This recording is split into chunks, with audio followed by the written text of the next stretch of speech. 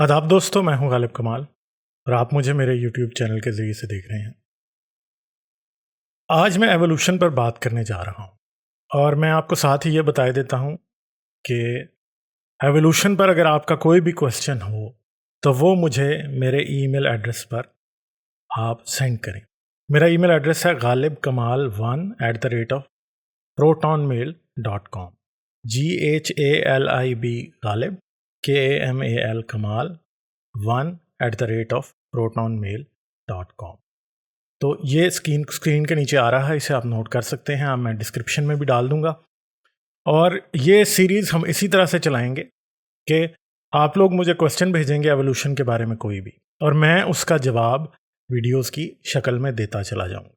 और इसके अलावा जहां मुझे महसूस होगा कि मुझे बात करने की ज़रूरत है, वहां मैं कोई खुद से भी वीडियो बना दिया करूंगा।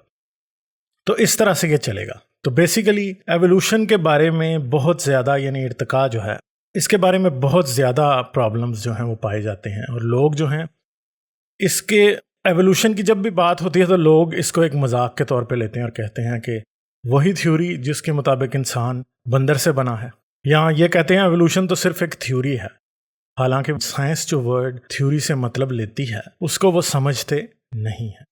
तो बेसिकली मेरा इस वीडियो सीरीज़ के दौरान यही मिसकंसेप्शन को क्लियर करना मकसद है।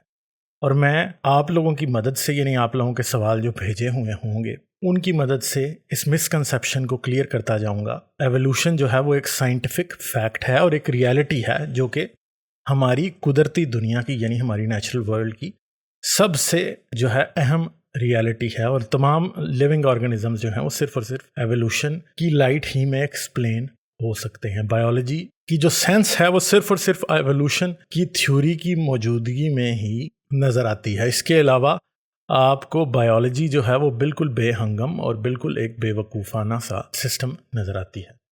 तो एवोल्यूशन क्या है? एवोल्यूशन का मतलब ये है कि तमाम जानदार जितने आज आप ज़मीन पर देखते हैं, ये तमाम के तमाम एक कॉमन एंसेस्टर, यानी एक यकसां जद्द अमजद, यानी एक ही ऑर्गेनिज्म से इवॉल्व हुए हैं, या इर्तिका इनका हुआ है। इर्तिका यानी इंग्लिश में उर्दू में एवोल्यूशन को इर्तिका कहते हैं। तो आज हम ये जानते हैं कि ज़मीन जो है वो कोई आज ही नहीं बनी, या 10,000 साल पहले या 20,000 साल पहले नहीं बनी। हम जानते हैं कि ज़मीन जो है वो 4.6 बिलियन ईयर्स पहले जो है वो वजूद में आई थी। तो ज़िंदगी जो थी वो भी बहुत कदीम है, यानी बहुत पुरानी है। और ज़मीन पर 3.5 बिलियन ईयर्स पहले, यानी 3.5 अरब साल पहले ही ज़िंदगी जो है वो शुरू हो चुकी थी। और वो कॉमन एंसेस्टर जिसे हम कहते हैं, जिससे तमाम के तमाम जानदार इवॉल्व हुए, वो 3.5 बिलियन ईयर्स पहले जो है ज़मीन पर साइंसदानों के अंदाजे के मुताबिक वजूद रखता था। तो आज ज़मीन पर मिलियंस ऑफ स्पीशीज़ हैं, प्लांट्स के, एनिमल्स के, माइक्रो ऑर्गेनिजम्स के, और मतलब ये सब के सब एक ही कॉमन एंसेस्टर से इवॉल्व होकर आज अपनी मौजूदा हालत में या अपनी प्रेजेंट कंडीशन तक पहुंचे हैं। तो ये बेसिकली है एवोल्यूशन। तो ये जो कॉमन डिसेंट जिसको कहा जाता है, ये जो है ये कहाँ से शुरू होता है? ये थ्योरी ऑफ कॉमन डिसेंट या थ्योरी ऑफ एवोल्यूशन जिसको कहा जाता है, ये डार्विन ने 1859 में अपनी किताब ओरिजिन ऑफ स्पीशीज में पहली दफ़ा सामने लाया था। यानी हम पहली दफ़ा ये हमें देखने को मिला था कि जानदार जो हैं वो एक कॉमन एंसेस्टर से क्या हैं, इवॉल्व हुए। और फिर ये कॉन्सेप्ट आगे चला था। चार्ल्स डार्विन वो पहले शख्स थे जिन्होंने जो एवोल्यूशन की थ्योरी पहली दफ़ा पेश की थी। तो जितने भी जानदार ज़मीन पे नज़र आते हैं वो सब के सब एक ही कॉमन एंसेस्टर से इवॉल्व हुए हैं, और इन जानदारों में इंसान भी शामिल है। यानी अगर आप ये देखें कि ज़मीन पर हम इंसान हैं और हम एक मैमल्स में शुमार होते हैं, यानी हम ममालिया जानवरों में शुमार होते हैं। और अगर हम देखा जाए तो हमारे क्लोजेस्ट एवोल्यूशनरी जो रिलेटिव हैं वो प्राइमेट्स हैं, जिनमें बनोबोज, ओरंगटान्स, चिंपैंजीज और गोरिल्लाज आते हैं। तो ये इस तरह जैसे एक दरख्त का तना होता है और तने से 2-3 मोटी मोटी शाखें निकलती हैं, फिर उन मोटी शाखों से मज़ीद छोटी शाखें निकलती हैं, फिर उन छोटी शाखों से मज़ीद छोटी शाखें निकलती हैं, और आखिर पे उन शाखों के आखिर पे क्या हैं, पत्ते मौजूद होते हैं। तो आज आप ये देख सकते हैं कि तमाम के तमाम जानदार जो ज़मीन पर आप देखते हैं वो तमाम पत्ते हैं, مگر ان کے جو کامن اینسیسٹر ہیں وہ ٹہنیاں ہیں، جیسے کہ انسان، بونوبو، گوریلا، اورانگوٹان، چمپینزی، یہ ایک مشترکہ شاخ سے نکل رہے ہیں اور پھر آگے ان کی شاخیں 4-5 بن جاتی ہیں۔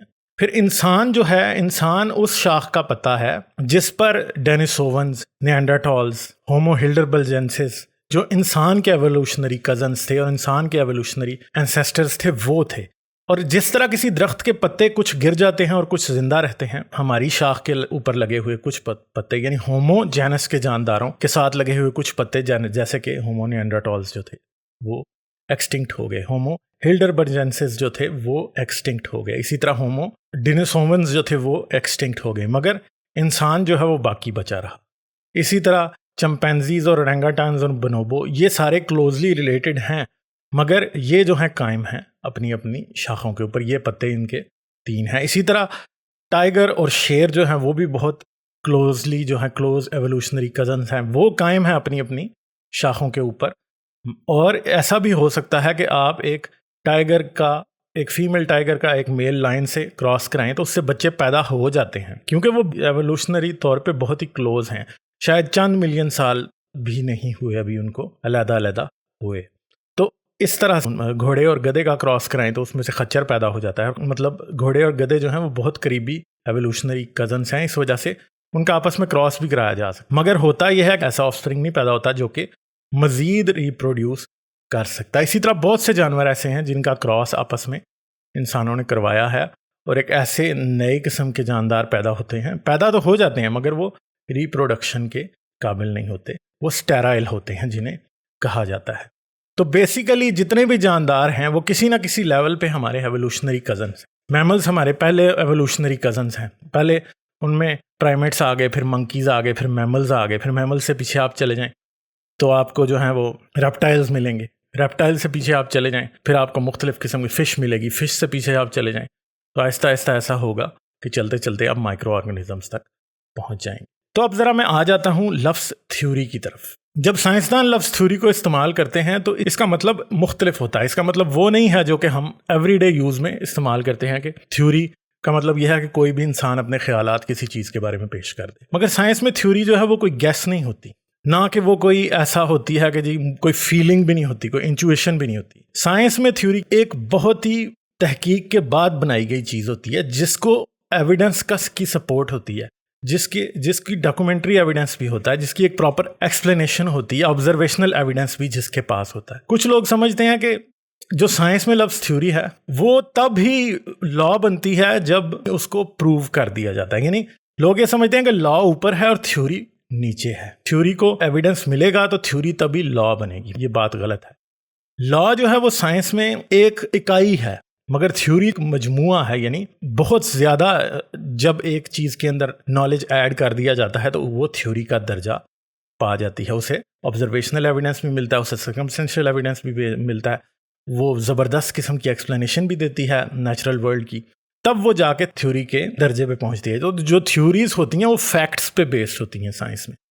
تو جیسے تھیوری آف گریوٹی ہے، گریوٹی کی جو تھیوری ہے یہ ایک ویل اسٹیبلشڈ فیکٹ ہے، اسے لا آف گریوٹی بھی کہہ سکتے ہیں، ایوولوشن کو بھی آپ لاز آف ایوولوشن بھی کہہ سکتے ہیں، مگر کیونکہ اس کے لیے شروع سے لفظ تھیوری یوز ہوتا ہے، اور تھیوری جو ہے سائنس میں کوئی عمومی لفظ نہیں ہے، بڑا اہم لفظ ہے جس کو ایک بہت زیادہ رسپیکٹ سائنس کی زبان میں حاصل ہے۔ تو یہ ہے سائنس کا لفظ تھیوری کا مطلب۔ سائنس کی جو تھیوری ہے وہ کبھی لا نہیں بنتی، کیونکہ اسے لا کہنے کی ضرورت نہیں ہے، کیونکہ وہ خود میں ہی ایک انتہائی رسپیکٹڈ اور ہائیلی ویلیوڈ اور ہائیلی ایکسیپٹیبل چیز ہے۔ تو میں یہ اس سلسلے کی پہلی ویڈیو یہاں پہ اینڈ کرتا ہوں، دوسری ویڈیو میں اس سے آگے بات شروع کروں۔ آداب۔ اگر آپ میری ویڈیوز کو پسند کرتے ہیں تو انہیں شیئر کرنا مت بھولیں، اور چینل کو سبسکرائب کر کے گیٹ آل نوٹیفیکیشنز کا بٹن دبانا نہ بھولیں۔ اس کے علاوہ اگر آپ مجھے پیٹریون پر سپورٹ کر سکتے ہیں تو ضرور کریں۔ پیٹریون پر آپ کی سپورٹ میرے اس کام کو جاری رکھنے میں بہت مددگار ثابت ہوگی۔